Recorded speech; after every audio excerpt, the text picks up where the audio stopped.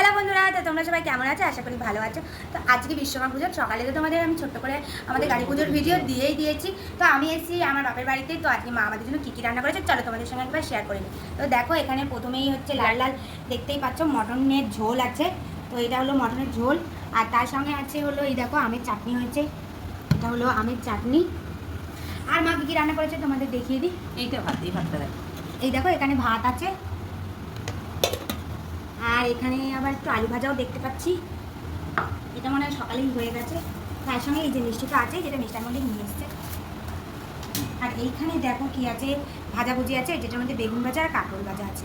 আর বুঝতেই পারছো ভাজাভুজি আছে মানে এর সঙ্গে ডাল তো থাকতেই হবে। তাই আজকে আমাদের রয়েছে এই দেখো মুসুরির ডাল, যেটা টমেটো ধনেপাতা দিয়ে করেছি। কতটা টেস্টি লাগছে আমার দিয়ে। তো তোমাদের আজকে লাঞ্চ মেনু কি সেটা আমাকে কমেন্টে জানিও, আর আমাদের আজকে মেনুগুলো কেমন লেগেছে সেটাও জানিও। টাটা।